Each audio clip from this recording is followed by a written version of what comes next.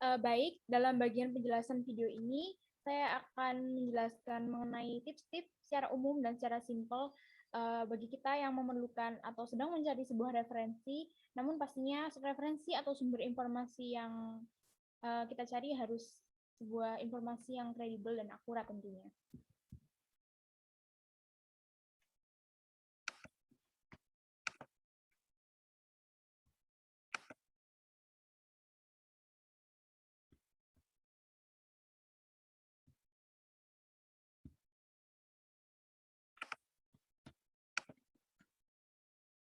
Baik, yang pertama merupakan cara umum dan mudah mencari referensi yang kredibel. Pastinya sebagian besar dari kita saat ingin mencari sebuah referensi atau sebuah sumber informasi yang kita butuhkan dalam penugasan maupun hal-hal lain, pasti yang pertama kita kunjungi merupakan Google, ya kan? Lalu selanjutnya kita mengetikkan kata kunci atau topik yang dibutuhkan. Saat mencari sebuah referensi, sangat dianjurkan untuk mengetikkan kata kunci atau topik. Tidak mengetikkan judul dari referensi atau sumber informasi yang kita dapat, karena terkadang jika kita mengetikkan judulnya, sering dijumpai kita tidak menemukan hasil, jadi lebih akurat dan lebih kredibel saat kita mengetikkan kata kunci. Begitu kita mengetikkan kata kunci atau topik dari informasi yang ingin kita cari, kita akan lebih banyak mendapatkan referensi-referensi atau jurnal-jurnal yang ada di situs tersebut. Selanjutnya, referensi yang kredibel dan terpercaya biasanya berupa jurnal atau buku teks.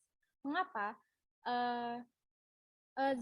Zaman sekarang, ketika orang mencari sebuah referensi atau sumber informasi untuk penugasan atau tugas-tugas lain, itu dianjurkan untuk mencari sebuah jurnal, karena jurnal merupakan karya seseorang yang lebih terupdate, lebih terbaru, dan pastinya informasi-informasinya juga ikut bagaimana ya? Informasinya itu juga terbaru seperti yang kita butuhkan saat ini.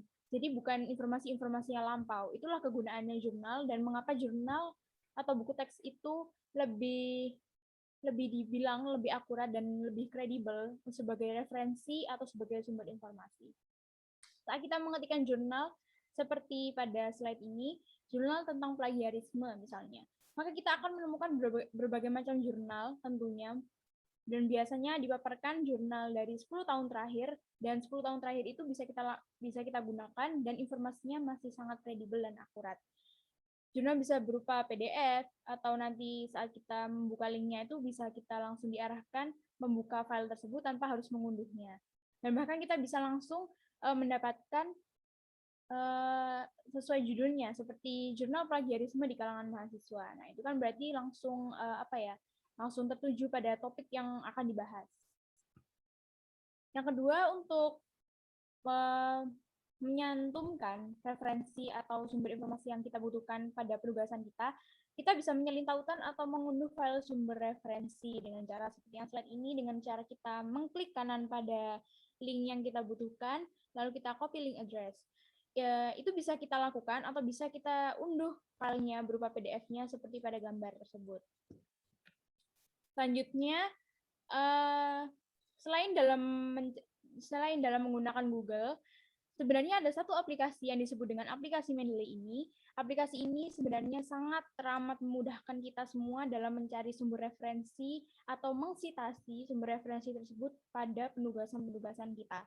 Aplikasi ini memuat banyak sekali jurnal, banyak sekali info maupun info-info dari situs-situs luar negeri. Kita akan mendapatkannya dari berbagai negeri dan maupun dalam negeri juga.